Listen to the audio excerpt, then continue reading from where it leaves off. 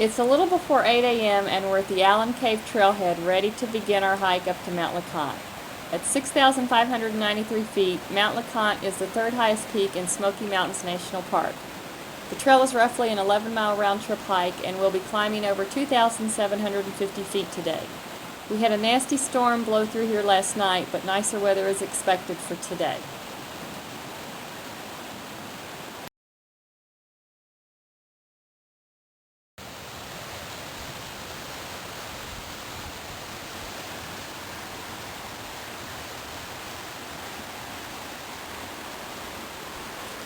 At roughly 1.3 miles from the trailhead, you'll cross a footbridge that takes you over the Styx branch of the Alum Cave Creek.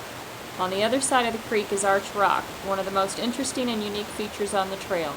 The trail actually goes under the arch and requires a climb of several steps etched in the rock to reach the exit at the top.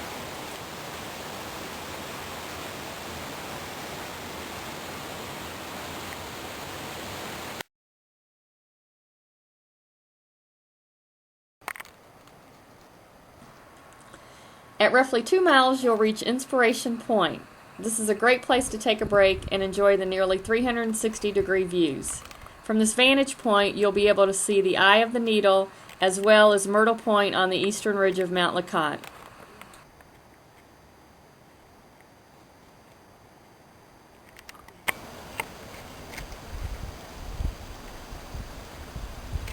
If you walk about 100 yards past Inspiration Point, you'll have a better view of the Eye of the Needle.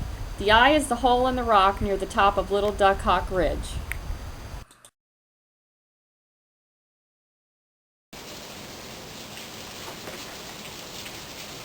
Just past Inspiration Point is Alum Cave, which really isn't a cave, but is actually a concave bluff that sits about 80 feet high and is roughly 500 feet in length. The cave is rich in history. The Epsom Salts Company owned the cave during the mid-1800s and used the cave to mine Epsom salts, which was used to dye homespun clothing.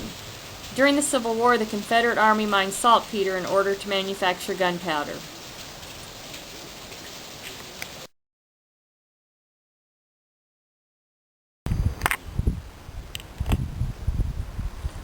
Nearly a half mile past Alum Cave is Gracie's Pulpit.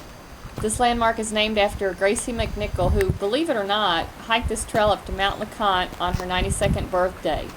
The pulpit also marks the halfway point up to the Mount LeConte Lodge.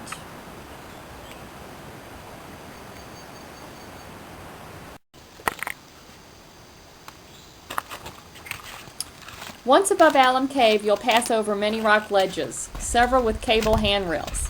Here we are at the ledge beneath the clifftop overlook.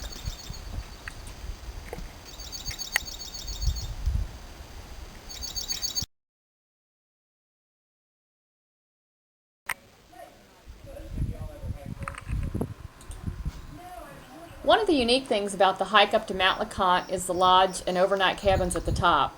Hikers have the option of spending the night in these cabins, which can accommodate about 50 guests a night.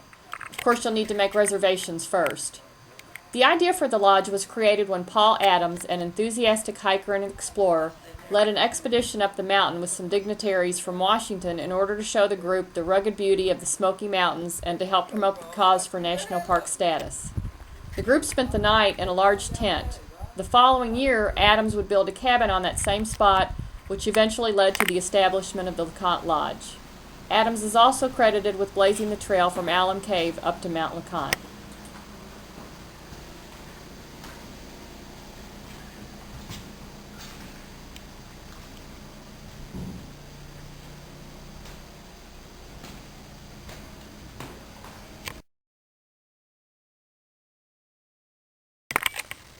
You'll know you've reached the highest point of Mount LeConte when you've reached this cairn, or pile of rocks, which marks the summit at 6,593 feet.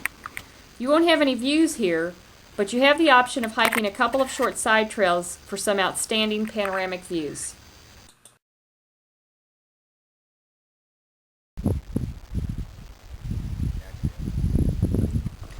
One of those vantage points is at Myrtle Point, roughly 4/10 of a mile past High Top. On a clear day, Myrtle Point offers spectacular views of the eastern Smokies. This is the best location for sunrises on Mount LeConte. As you can see, the storm that passed through here last night left a lot of fog and overcast skies.